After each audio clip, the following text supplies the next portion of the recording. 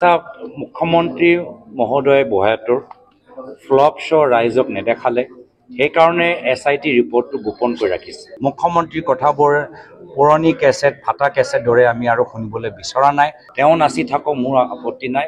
মোৰ নাচ চাই তেখেতক আপত্তি হ'ব নালাগে। মুখ্যমন্ত্ৰী মহোদয় বহাটোৰ ফ্লপ শ্ব' ৰাইজক নেদেখালে সেইকাৰণে SIT ৰিপৰ্টটো গোপন কৰি ৰাখিছে। গম পাইছে যে ৰাইজে ফ্লপ ৰেটিং দিব।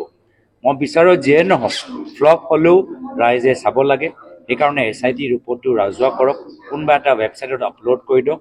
তাৰপিছত ৰাইজে মুখ্যমন্ত্ৰীৰ একেখিনি কথা যিখিনি কথা 4 মাহৰ পৰা কৈ আছে তাতকৈ ৰাইজে নিজে SIT ৰিপৰ্ট পঢ়ি নিজৰ সিদ্ধান্ত নিজে ল'ব। আপোনাৰ বিহু নাচক লৈ প্ৰতিক্ৰিয়া প্ৰকাশ কৰিছে। আপোনাৰ বিহু নাচ কৈছে তেনেধৰণে আপোনাক ষ্টেজৰ পৰা ধাক্কা মাৰি ওলাই দিবলৈ এই ধৰণৰ এটা মন্তব্য কৰিছে, এইটো লৈ কি ক'ব? তেওঁ নাচি ভাল পায়, ময়ো নাচি ভাল পাওঁ, কিয়নো আপত্তি? তেওঁ নাচি থাকক, মোৰ আপত্তি নাই। মোৰ নাচ চাই তেখেতক আপত্তি হ'ব নালাগে।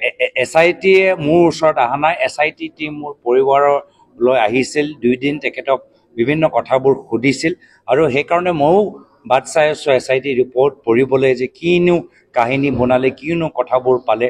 আৰু মুখ্যমন্ত্ৰী বিভিন্ন সময়ত কয় বা BJP দলৰ নেতাসকলে কয় যে মই 15 বাৰ পাকিস্তানলৈ গৈছোঁ। মোৰ জনামতে মইতো এবাৰহে গৈছোঁ, আজিৰ পৰা 11 বছৰ আগত। তো 14 বাৰ কোন গ'ল? মোৰো কোনোবা বডি ডাবল ওলালে নেকি?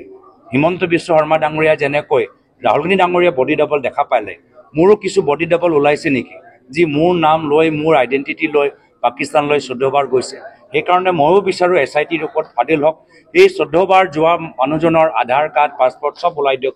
লাগিলে মই এই বডি ডাবল ওপৰত মইহে কেছ দিম।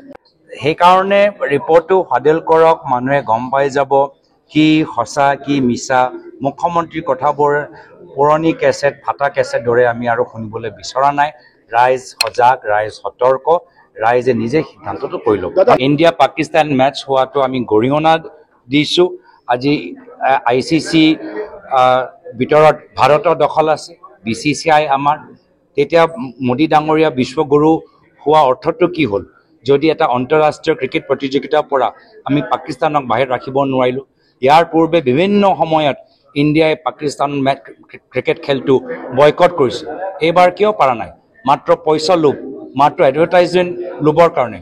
পইচা, এডভাৰটাইজমেণ্ট ৰেভিনিউ লোভত আজি আমাৰ যে ভাৰতৰ শ্বহীদ হ'ল, আমাৰ যে ভাৰতৰ বিধৱাসকল আছে, তেখেতৰ লগত BJP চৰকাৰে অন্যায় কৰিছে আৰু তেওঁলোকে আমাৰ বিধৱাসকলৰ পৰা, শ্বহীদসকলৰ পৰা ক্ষমা বিচৰাটো উচিত।